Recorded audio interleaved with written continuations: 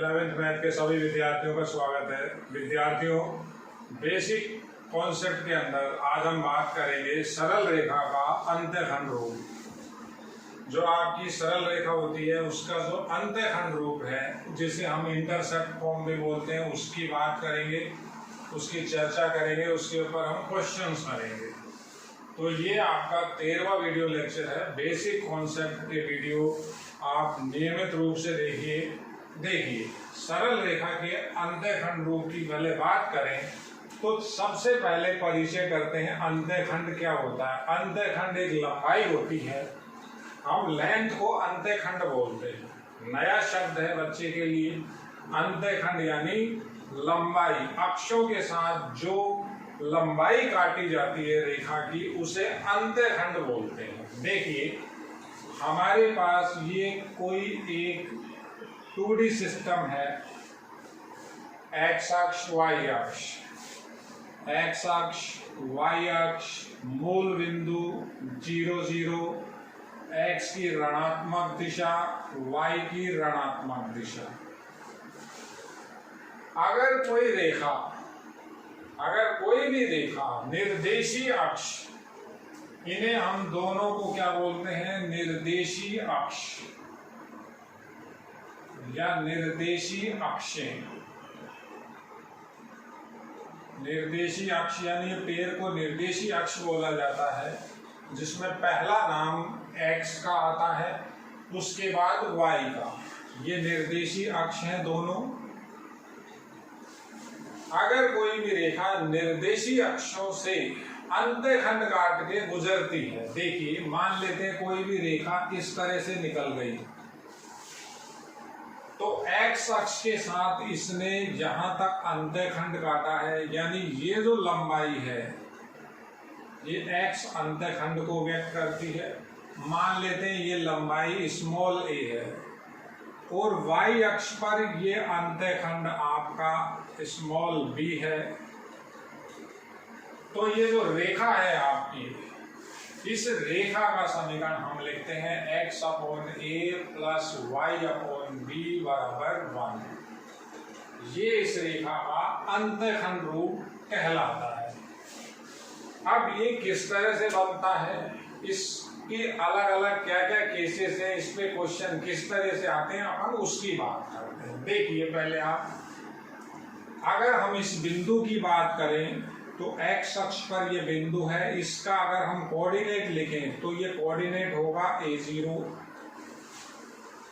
इस बिंदु को लिखें तो इसका कोऑर्डिनेट होगा 0, b। y अक्ष पर x कोऑर्डिनेट 0 होता है, x अक्ष पर y कोऑर्डिनेट 0 होता है। यानी ये जो रेखा है ये इस दो बिंदुओं से जाती है। मान लेते हैं a बिंदु है कैपिटल और ये b बिंदु है। तो अंत्यखंड कौन कौन से? a और b। तो रेखा का समीकरण हम लिखते हैं x upon a plus y upon b बराबर a। अब पहले बात करते हैं किस तरह से ये आता है। देखिए, मैं मान लेता हूं, माना रेखा मेरी थी, जो रेखा हमारी जो मेन रेखा होती है, लाइन होती है, कोई सी भी रेखा को आप ऐसे लिखते हैं। देखिए, 3x प्लस 5y प्लस 8 बराबर 0। ये किसी भी रेखा को इस तरह से आप लिखते आए हैं 10th क्लास के अंदर और नीचे की क्लासों में रेखा का ये समीकरण होता है। तो रेखा का ये व्यापक रूप बोला जाता है। हम मान लेते हैं रेखा है जो वो है आपकी ax plus capital by plus c बराबर 0। ये एक ऐसी रेखा है जिससे हम हर तरह की रेखा बना सकते हैं। अपन रेखा का विशेष रूप पढ़ रहे हैं, अंत्यखंड रूप।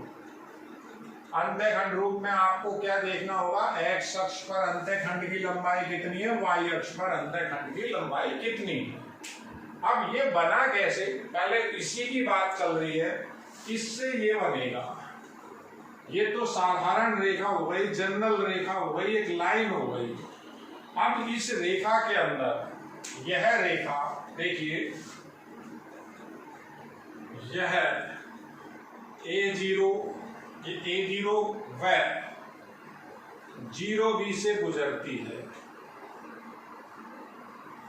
ये रेखा इन दो बिंदुओं से जाती है, passing through the point A0 and 0B। तो रेखा पर कोई बिंदु हो तो वो बिंदु उस रेखा की समीकरण को संतुष्ट करता है। पहला ये बिंदु संतुष्ट कराए, x का ये मान रखें, y का ये मान रखें। तो देखिए किस तरह से x का मान रखें, x का मान कितना, स्मॉल a, y का मान 0, तो ये आएगा a small a plus c बराबर 0।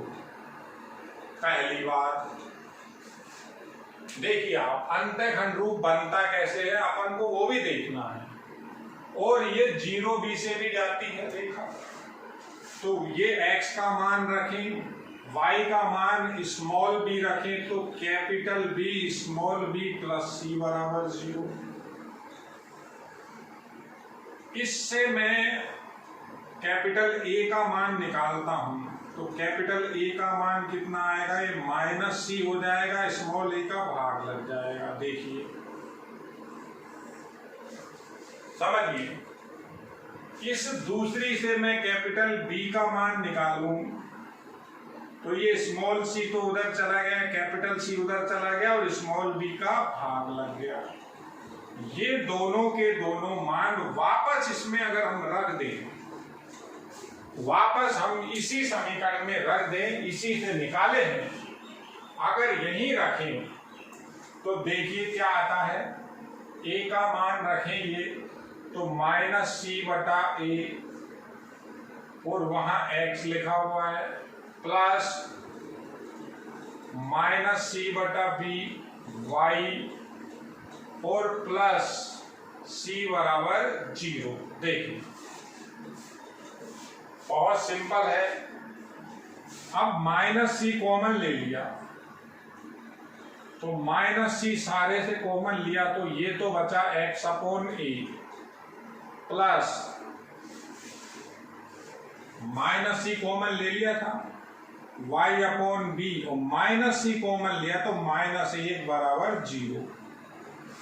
तो c तो 0 होगा नहीं, अब इसे 0 करेंगे, किसे करेंगे, x upon a plus y upon b minus 1 बराबर 0। एक उस साइड में चला जाएगा, ये आपका अंतःखंड रूप आ जाएगा। तो अब समझना क्या है आगे, ये रेखा किस तरह से व्यवहार करती है, अलग अलग ये कैसे लिखी जाती है, इसकी बात करते हैं। तो पहले आप अंतःखंड रूप की रेखा देखिए बेटा, आपके चित्र के अनुसार वो रेखा मैंने बनाई हुई है। अब हम इस पे कुछ क्वेश्चंस की बात करेंगे, लेकिन सबसे पहले आपको यही समझना है रेखा का अंतःखंड रूप लिखा हुआ है। आपको कोई रेखा दे देता है, कहता है अंतःखंड बताइए अक्षों के। एक क्वेश्चन देखिए कैसे क्वेश्चन आते हैं, 3x 4y -12 बराबर 0 द्वारा अक्षों पर काटे गए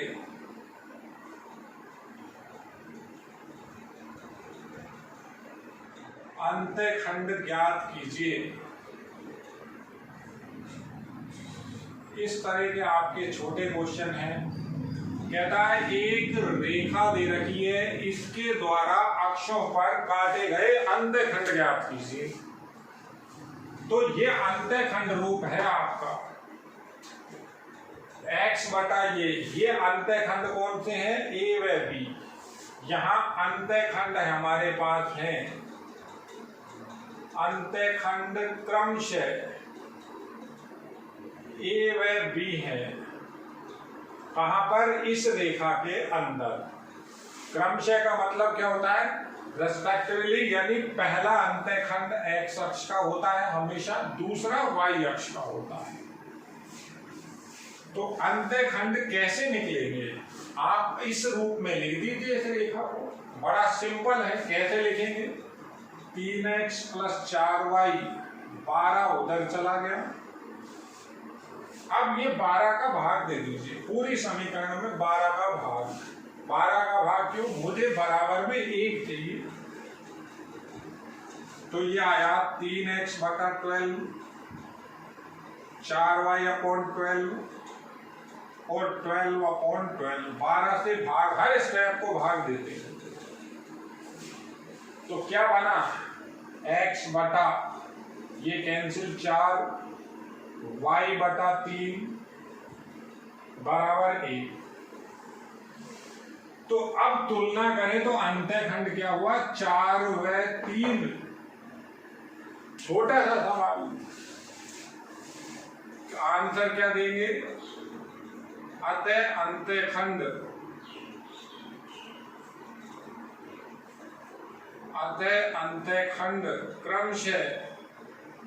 क्रमशः ही चलते हैं, 4/3 है।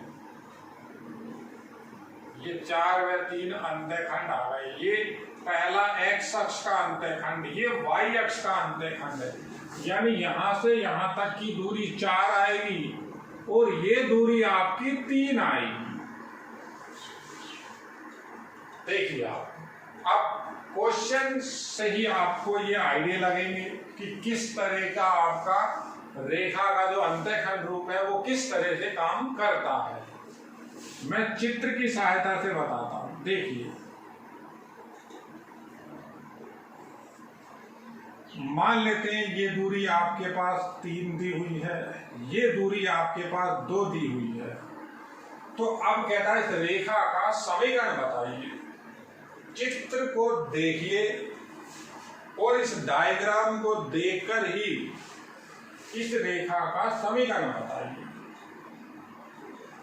हमेशा x अक्ष इधर होता है, y अक्ष इधर होता है, जब तक वो कहे नहीं। अगर वो यहां लिख देता है x अक्ष तो एक अलग बात, यहां लिख देता है y अक्ष तो एक अलग बात। जब तक नहीं गए तो ये x अक्ष है, ये y अक्ष।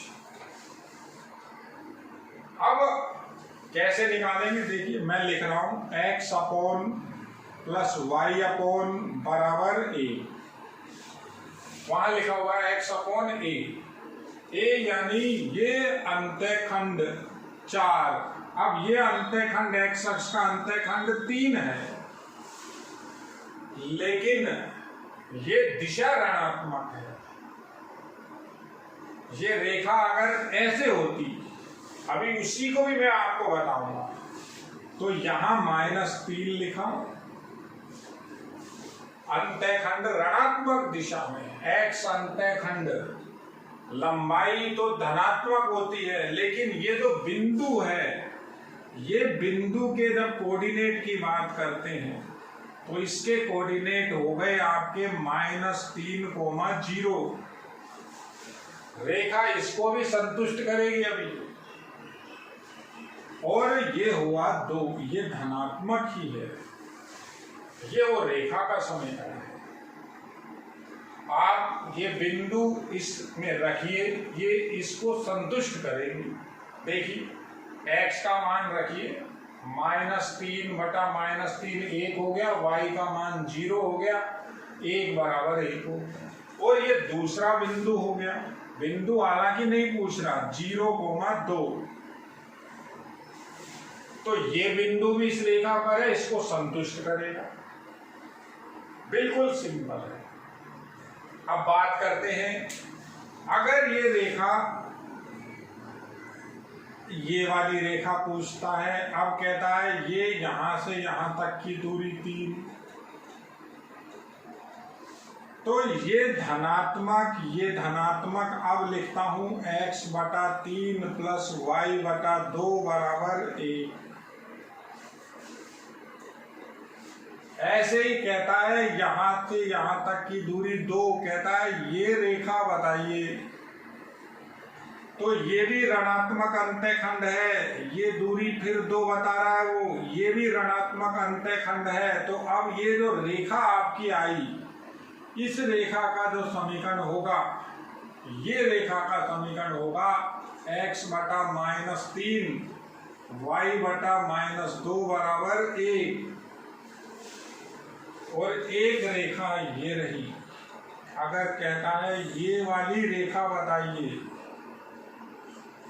तो ये तो धनात्मक अंतःखंड है, ये ऋणात्मक अंतःखंड है। ये रेखा आएगी x/3 प्लस y/-2 बराबर 1। देखिए 4 रेखाएं लिख रखी हैं, सब में हमें ये देखना होता है अंतःखंड की दिशा भी ऋणात्मक है या धनात्मक।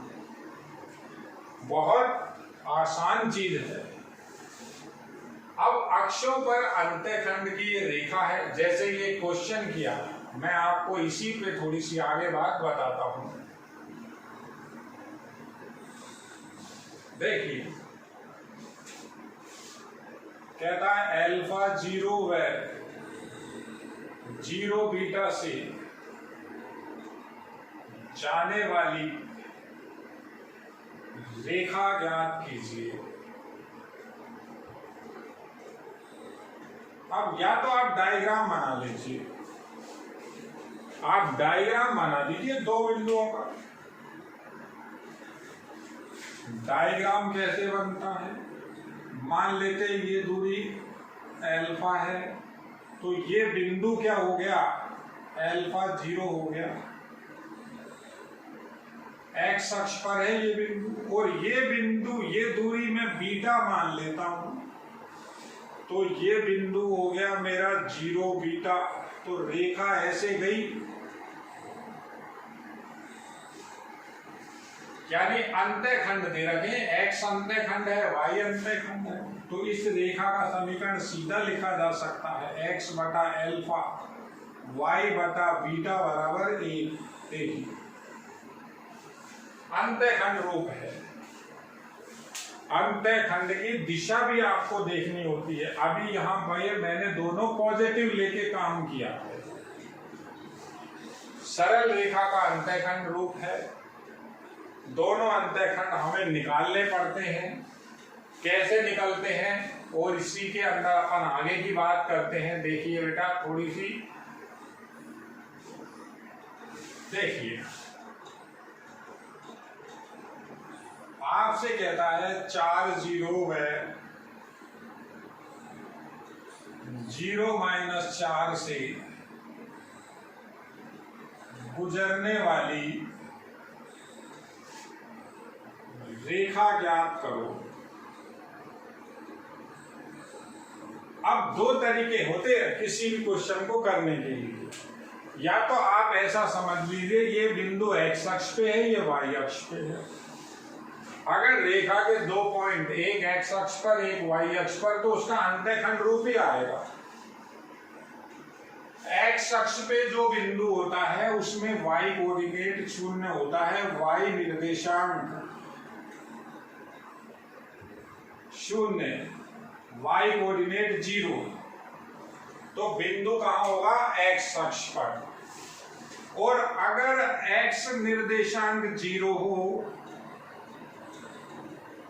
x कोऑर्डिनेट 0 हो, तो बिंदु y अक्ष पर, y निर्देशांक 0,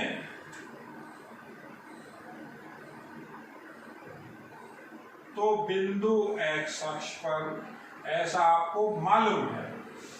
तो इसमें बेटर है आप चित्र बना दीजिए। डायग्राम सिंपल है। आप ये 4 0 बनाइए, दूरी 4 है,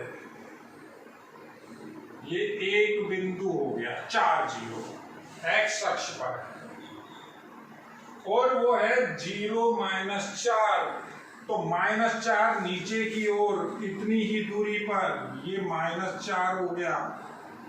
दूरी तो 4 ही लिखेंगे, बिंदु लिखेंगे 0-4, ये बिंदु है 4 0। अब मिलाएं, तो ये जब इन 2 बिंदुओं को मिलाएंगे तो अक्षों पे अंतःखंड आपके बन चुके। देखिए ये रेखा का समीकरण कैसे लिखेंगे, x/+y/1। तो x बटा ये पॉजिटिव डायरेक्शन 4, ये नेगेटिव डायरेक्शन -4 बराबर 1। और इसको सरल करके भी आप जवाब दे सकते हैं। इसको 4 से गुणा करें, x माइनस वाई बराबर 4, x माइनस वाई माइनस 4 बराबर 0। ये वो रेखा हो गई, अंतःखंड रूप में बदलेंगे, ये आ जाएगा। समझिए बेटा, बहुत सिंपल है। अंतःखंड क्या होता है? लंबाइयां होती है x अक्ष से और y अक्ष से। a और b हो तो अंतःखंड काट रहा है a लंबाई का, b लंबाई का। पहला बिंदु x अक्ष पे, दूसरा y अक्ष पर। यह है सरल रेखा का अंतःखंड रूप। बहुत इंपॉर्टेंट है ये भी। इसी के अंदर आपको क्वेश्चन किस तरह से मिलेंगे देखिए, इसी पे हम एक आध क्वेश्चन की और बात करते हैं आगे। क्वेश्चन किस तरह से आगे हमारे पास इसमें आएंगे। वह रेखा ज्ञात कीजिए,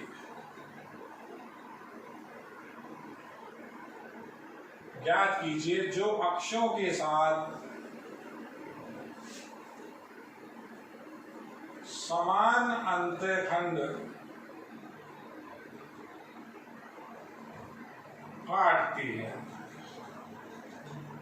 वह समान तो अंतःखंड काटती है, वह बिंदु, एक पॉइंट और दे रखा है, बिंदु 2, 3 से गुजरे। देखिए, मैं इसका छोटा सा एक डायग्राम आपको वैसे समझाता हूं। अंतःखंड समान है, ये अंतःखंड दोनों समान है। अगर ये अल्फा है तो ये भी अल्फा है। अंतःखंड इक्वल है, ये तो अलग अलग है, ए दूरी ये बी दूरी, तो अंतःखंड समान। तो समीकरण लिख दें, x बटा अल्फा y बटा अल्फा बराबर 1। चित्र बना दिया या चित्र ना भी बनाया, अंतःखंड समान।